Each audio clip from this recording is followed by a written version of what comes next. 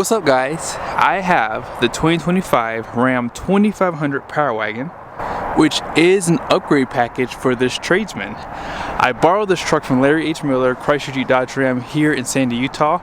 If you would like to buy this truck, be sure to text the number down below.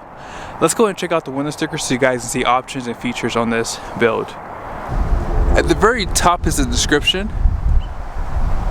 Base price comes in at $52,115. And then here is a short listing of the standard equipment. That Power Wagon package is $7,995. And then it does continue at the top here.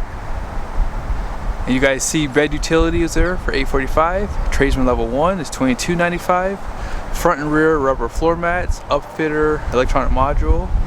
Destination comes in at $2,095 with a total price of $65,925. One thing I like about the Tradesman is for 2025, LED headlights do come standard, including the turn signals.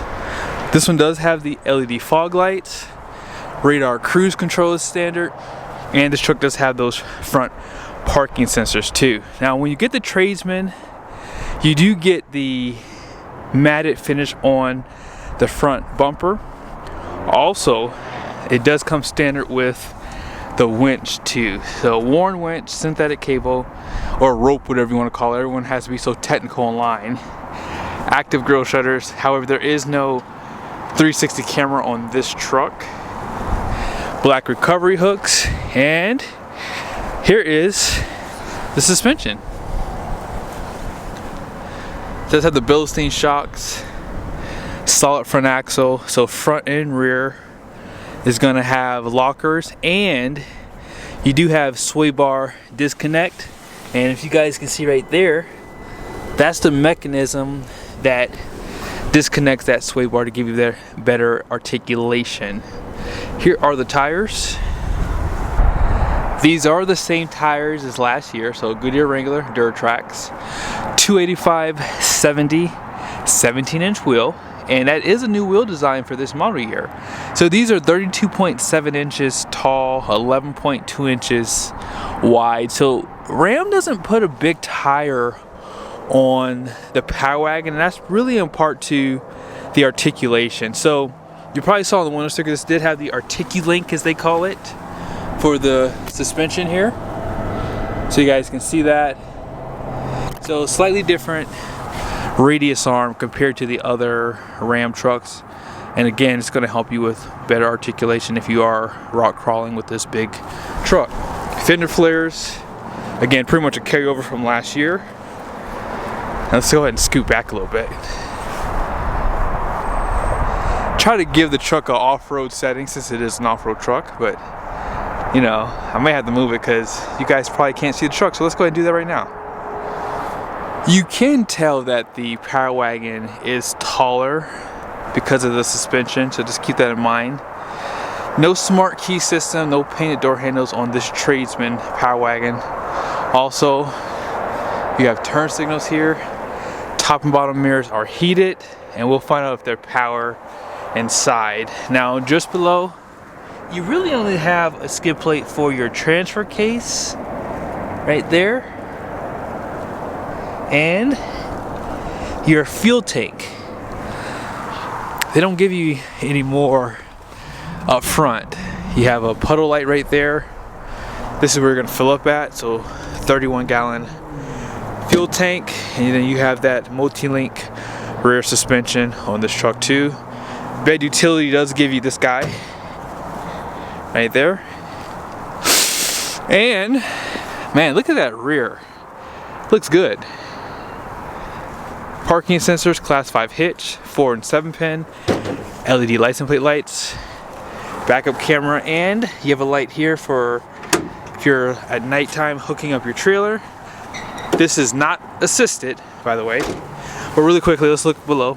410 rear with the locker, and they do give you a matching tire. However, they do cheap out and give you a Steely. In the bed, you have the spray in, which comes part of the bed utility, and bed lights. So those three things, step, spray in, bed lights, that's a no-brainer, and you get 400 watts of power in the bed too. Power sliding glass with defrost, tie downs, incandescent tail lights. Come on, Ram! And then here's a nice side view of the truck. Here's where Ram missed the mark for 2025. This would have been a great time to see the take rate for the Power Wagon package. And what I mean by that is, they could have added this package alongside of the 3500 and Cummins equipped trucks in this Tradesman platform. Now, if cooling is an issue with this front winch, then the winch could go away. But what they should have done is they should have seen if people were gonna actually order this truck in a Tradesman, allow it to have the Cummins and be available in a 1-ton truck, and see how it did. And if people were buying them that way, they could have moved it over to every other trim level. Could you imagine getting a Ram 3500 Limited and adding on this Power Wagon package with the Cummins? Now that truck would be expensive, don't get me wrong, but you would be deleting like 20-inch wheels and a few other things. So hey, I think it would be a pretty cool idea if Ram did that. But nevertheless, you can only get it with this gas Hemi, which is a good engine, but for this year it has 405 horsepower and 429 pound-feet of torque, 0W40. You don't have to run mid-grade fuel anymore. Back in the past, the Hemi required, well, it didn't really necessarily require it, but if you wanted to get the horsepower numbers, it required mid-grade to get the 409 versus the 405 for this year. You can get dual alternators and 8-speed transmission behind this engine. Let's go ahead and check out the interior. If I had a lot of land or I owned a farm, I probably would buy a truck like this. You know, not too many frills on this one. Has a bench up front, and this is really a nice pickup truck, right? Super nice pickup truck, but it does have cloth seats. It does have like a vinyl steering wheel. However, you see that 12-inch display for this one, and auto up and down front windows. You have the holder for the rears. You can power the convex, although power tow mode and power folding is not on this truck here. Let's go ahead and check out the passenger side.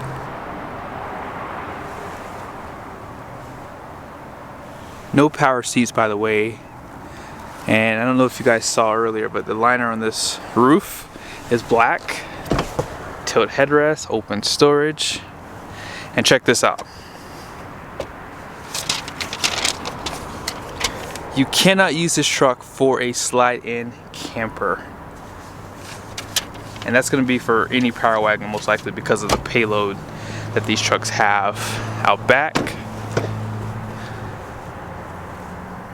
you don't have the little storage in the floor. This is the only negative thing about the Power Wagon Tradesman, is you don't have a 60/40 bench in the rear either. That's kind of sucky. Let's just be honest here. No armrest right there. However, they do give you the air vents down below. You have some places up there to hang things, incandescent lights. Let's go ahead and jump back over to the driver's seat. Here's all your lighting controls. Also, if you want to turn on the power in the bed, there's the button to do so. Push button starts right here. And here's all your off-road features. So sway bar disconnects right there. You have to be in 4-wheel drive, high or low to use this, by the way. This is showing that the axles are unlocked. You can lock the rear or front plus rear. 4-wheel drive system, neutral, and then downhill assist is right there. Now let's go ahead and go to vehicle and off-road pages. Let's go to dynamics. It does show you right here, everything's unlocked and connected for the sway bar. They also show you the altitude, towing features are right here. So you go to setup. I need to bring my trailer out. One day I'll do it to show you guys if we can get the tow nav to work, because I would like to see how that works. Dual climate control. There is no heated seats on this truck, by the way, too. You can actually customize down here. So if you want your navigation all the way over here, you can move that over. You also see your trailer brake controller. Traction control can be disabled. Tow haul, front rear parking sensors, and 4 USBs, coin holder down there. Above, auto dimming mirror. Also, you can slide that rear glass, as I said, with that button. Place for your sunshades, all your lighting, and as I said, these are incandescent bulbs. Visors don't have vanity for driver's side, but you do have it for the passenger side. Nice. And center seat or armrest. They give you a Type A USB, and then this just flips up like so. They don't put any storage below this seat cushion here. Ford and GM do that. I don't know why Ram hasn't done that yet. Nice little extra storage for people. It'd be nice to see a safe option too below that seat. That'd be kind of cool. Here's your gauge cluster. I'll just go through this really quickly. You have that smaller screen. And I want to show you this one here. So it shows you the fuel economy, tire pressure, coolant temp, trans temp, oil pressure, oil life, battery voltage, and then gauge summary. And then here's your engine hours. Here are the numbers on the door. Gross axle weight rating out front is going to be 4,750. The rear is 6,200. And gross vehicle weight rating is going to be 8,565 pounds. The wheels are 17 by 8 wide.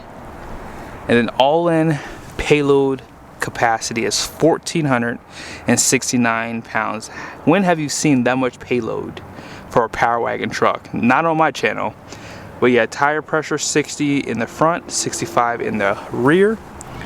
And I didn't show it to you guys earlier, but let me just show it to you really quickly.